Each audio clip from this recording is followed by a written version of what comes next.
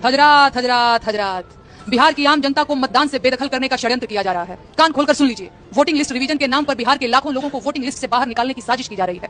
बिहार में चुनाव सिर पर है और बिहार की आम जनता के साथ बहुत खतरनाक खेल होने जा रहा है। 8 करोड़ से अधिक आबादी वाले बिहार में वोटिंग लिस्ट रिवीजन को लागू कर दिया गया है, जबकि फरवरी 2024 में ही एक ताजा वोटर लिस्ट बन चुकी थी। इन दिनों केंद्र और राज्य सरकारें तथा चुनाव आयोग मिलकर देश और खासकर बिहार में रह रहे दलित, गरीब, पिछड़े, अल्पसंख्यक और जनजातीय लोगों को उनके इस मूल अधिकार से वंचित कर लोकतंत्र का गला घोटने की साजिश कर रहे हैं।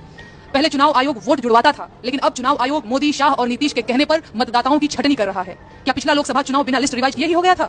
अंधेर इतना है कि जिस आधार और राशन कार्ड से सरकार हर महीने 80 करोड़ लोगों को राशन देती है, उसी आधार कार्ड और राशन कार्ड को अब वो मानने से इनकार कर रही है। समझ नहीं आ रहा है कि अपना माथा पीटे कि उनका आधार कार्ड बना किस लिए था भाई? बिहार में साक्षरता दर 61% है, यानी 100 में से 40 लोग फॉर्म तक नहीं भर सकते, और जो दस्तावेज उनसे मांगे जा रहे हैं वे भी ज्यादातर लोगों के पास नहीं है। बारिश का समय चल रहा है, कम से कम 4 महीने बिहार का बड़ा हिस्सा डूबा रहेगा। ऐसे में लोग अपनी जान बचाएं, अपने पालतू जानवरों को बचाएं, अपना घर संभालें या कागज जमा करें। चुनाव में समय बहुत कम बचा है और जरूरी दस्तावेज भी जल्दी जमा करने हैं। अब आप खुद सोचकर देखिए कि जरूरी दस्तावेज सुरक्षित रखने और उन्हें जल्द से जल्द हासिल कर पाने वाला वर्ग कौन सा है? क्या बिहार के गरीब किसानों और दिहाड़ी मजदूरों के आधार कार्ड और राशन कार्ड को वोटिंग के लिए अमान्य बता देना उनके साथ अन्याय नहीं है?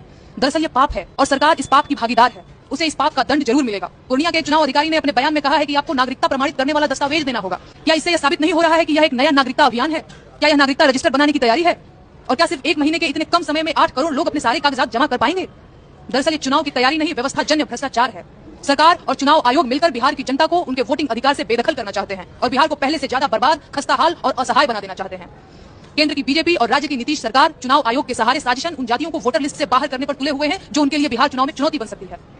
यह वही साजिश है जो उत्तर प्रदेश में विधानसभा चुनाव 2022 में अपनाई गई थी।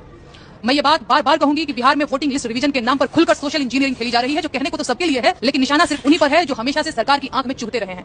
ये एक सुनियोजित षड्यंत्र है जिसका मकसद बिहार चुनाव से पिछड़ा, अति पिछड़ा, दलित, मुसलमान और भूमिहीन आबादी को वोटिंग लिस्ट से बाहर करना है। यह लोकतंत्र का गला घोटने की कोशिश है और इसके लिए केंद्र सरकार, राज्य सरकार और चुनाव आयोग तीनों बराबर के दोषी हैं।